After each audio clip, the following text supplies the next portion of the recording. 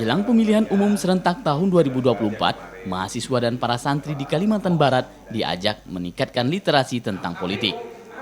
Tidak hanya demi mensukseskan pelaksanaan pesta demokrasi di daerah saja, namun juga untuk mencegah terjadinya kecurangan hingga konflik saat pemilu berlangsung. Sebagai generasi penerus bangsa, pemuda dinilai harus berperan aktif baik dalam menghindari sikap politik intoleransi maupun mendukung pemilu yang berintegritas, jujur dan adil.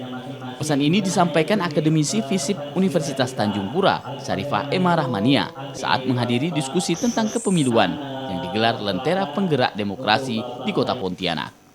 Hari ini kita kan ada diskusi ya bersama alumni-alumni pesantren nih ya, para santri tidak hanya pemuda, tapi ini kan saya lihat anak-anak santri.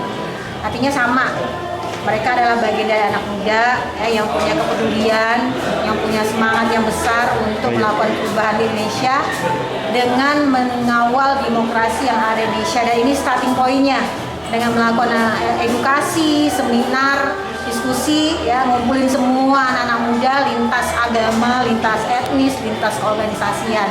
Harapannya sama, mereka akan menjadi kelompok-kelompok penerus kemerdekaan dengan upaya meningkatkan literasi politik dan juga literasi pemilu agar pemilu di Kalimantan Baratnya jauh dari politik intoleransi.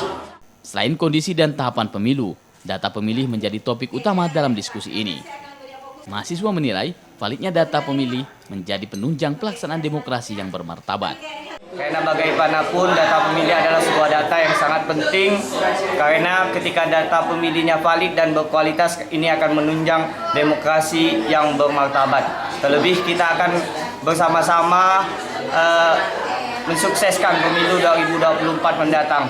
Tentu untuk mengantisipasi potensi konflik dan kecurangan pemilu, hal yang lebih awal dan yang lebih urgent kita validkan terlebih dahulu data pemilih pemilu ini.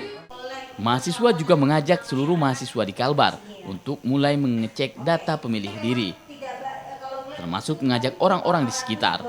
Mereka juga memastikan akan turut mengawal penetapan data pemilih tetap yang akan dilakukan pada 22 Juni mendatang. Dion Setiawan, Kompas TV, Pontianak, Kalimantan Barat.